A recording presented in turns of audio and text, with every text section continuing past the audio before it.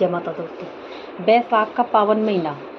और हमारे लिए हमारे जीवन को अच्छा बनाने का सुअवसर। वैसे तो खैर देखो,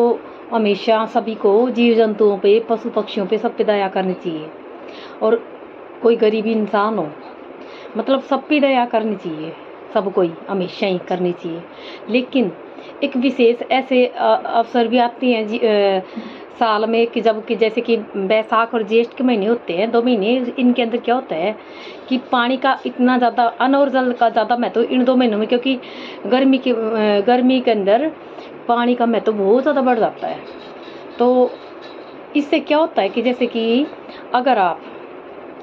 किसी गरीब को खाना खिलाते हैं, जल का दान करते हैं, या फिर पशु पक्षियों के लिए, गाय कुत्तों के लिए, जानवरों के लिए, चींटियों के लिए अगर आप अन्न और जल का आप प्रबंध करते हैं, तो क्या होता है कि आपके जीवन में कितनी भी बड़ी रुकावट आ रही हो, कितनी भयंकर आपकी परिस्थिति चल रही हो जीवन के अंदर, कितनी बाधाएं उत्पन्न हो रही हो, और साथ ही अगर आपके काम धंधे में रुकावट आ रही है, धन में बरकत नहीं हो रही हो, कैसा भी काम आपका रुक रहा हो, चाहे शादी ब्याह से संबंधित हो, या फिर घर में बीमारियां बहुत ज़्यादा बढ़ गई हैं, बाहर जाने का नाम नहीं लेती, यानी कि बीमारियां ख़त्म होने का नाम नहीं लेती, पैसे से बहुत ज़्यादा परेशान हो गए हैं, तो ऐसे में क्या करें? तो ऐसे के अंदर बैसाख के महीने में अगर आप इस महीने में, और ज्येष्ठ तो खैर अगला महीना आएगा, लेकिन पहले फिलहाल तो बैसाख का महीना चल रहा है,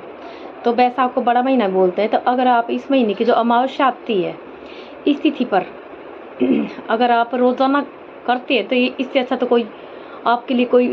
इससे बड़ा तो कोई मतलब कोई धर्म का काम है ही नहीं। धर्म का मतलब कि सेवा का काम, इससे बड़ा तो काम है ही नहीं। अगर आप डेली करते हैं तो नहीं, तो विशेष अवसर पर जैसे अमावस्या पूर्णिमा होती हैं, तो जैसे अगर बैसाखी अमावस्या पर अगर आप इस दिन चींटियों के लिए, पशु पक्षियों के लिए, जानवरों के लिए, या फिर किसी गरीब को अन्न और जल का दान करवाते हैं, कहीं प्याऊ का निर्माण करते हैं, तो क्या होता है कि जो आपके मतलब आप करते हैं उनके लिए, और लेकिन आपके जीवन में आप खुद के लिए और आपके परिवार के लिए क्या होगा कि वो चमत्कार से कम नहीं होगा। यानी कि आपके जीवन में इतने बड़े बड़े चमत्कार होंगे कि आप सोच भी नहीं सकते। यानी कि पूरी दुनिया के सुख आपको मिलने से कोई रोक ही नहीं सकता, क्योंकि इससे क्या होता है कि जो हमारे पितर हैं वो हमें खुश होकर के आशीर्वाद देते हैं। साथ ही उन पशु पक्षियों की, जानवरों की, उन